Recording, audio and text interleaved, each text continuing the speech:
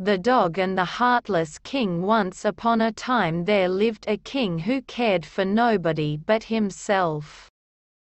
He had grown rich from the high taxes he had forced his people to pay, while they had become poorer and poorer. He lived in a gorgeous palace, while the poor people who built it for him still lived in thatched huts and tumble-down hovels. The king's table was always heaped with delicious foods, while most of his people had only one plain meal a day, and sometimes not even that. But the heartless king did not care. If he had what he wanted, that was enough for him. One day a hunter came to the palace gate, intending to teach the heartless king a lesson. The hunter brought with him an enormous dog. The king was fond of hunting and this enormous dog fascinated him, so the hunter and the dog were both welcomed into the palace grounds.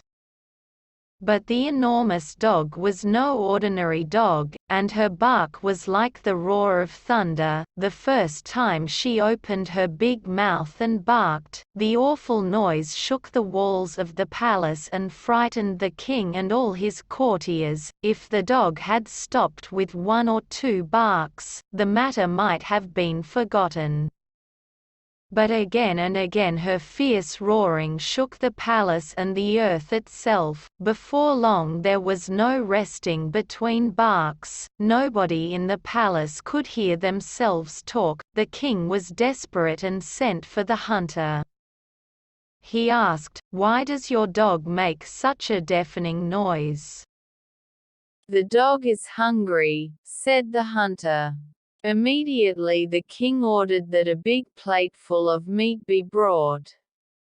In almost no time at all, the enormous dog licked the plate clean. Then at once she began barking again.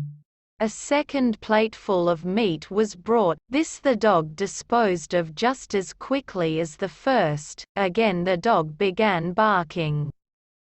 Over and over the plate was filled, and over the enormous dog quickly ate the whole plateful and began barking as loudly as ever. The king was angry. He called the hunter and said, "You and your dog must leave the palace at once. We cannot endure this deafening noise any longer." But the hunter was firm. "Your Majesty, we have been sent to you by one greater than you are. We are here to stay." The king was frightened. He grasped the arms of his chair and stared at the hunter. The king was not accustomed to having anyone speak to him in this manner. "Will nothing satisfy the hunger of your enormous dog?" the king said at last.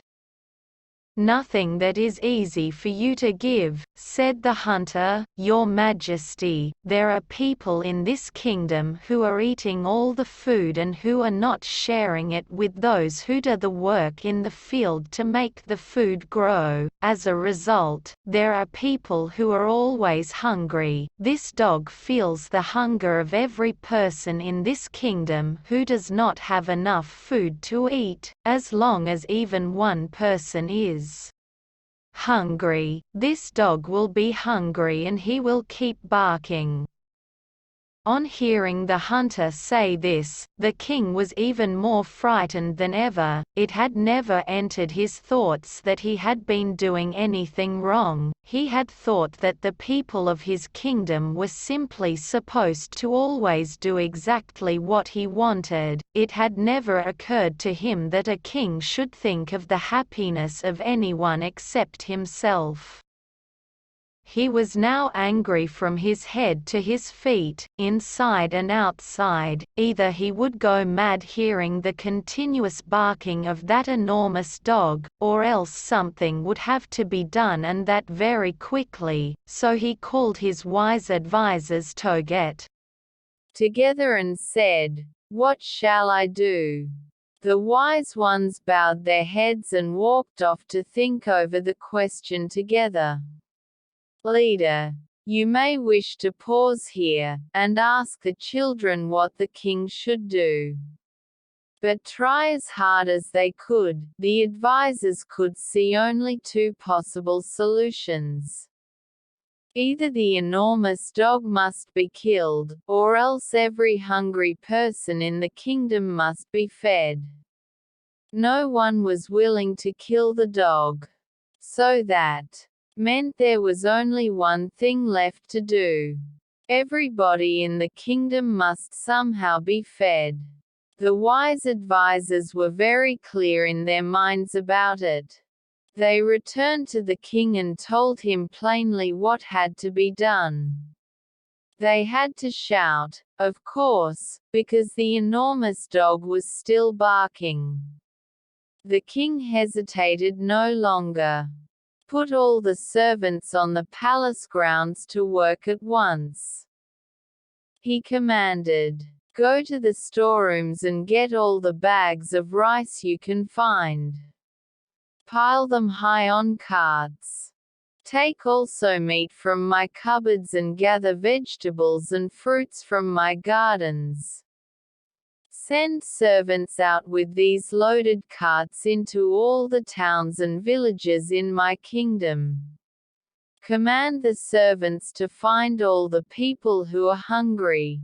Give them generously of these foods, and keep on giving food until not a single person in the land is hungry. The advisors hurried away to do as their king commanded. Soon there was shouting and laughing, hustling and bustling all over the palace. In fact, the royal servants made so much noise that they could hardly hear the barking of the enormous dog. Presently a long line of carts, piled high with bags and baskets of food, rolled out through the palace gate. All day long, and day after day, the carts kept going until they had gone to every village in the land and until food was taken to every house where somebody was hungry. At last the day came when the enormous dog really stopped barking and lay down quietly beside the king's chair. The dog was satisfied. All the people inside the palace ground were happy and at peace in their minds. Everywhere in the land, the people were contented.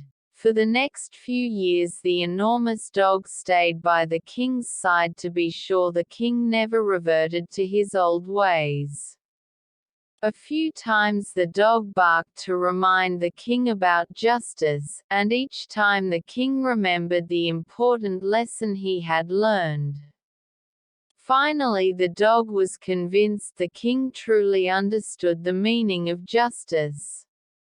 One morning, she simply got up, walked out of the palace, and went to bark for justice in a new land.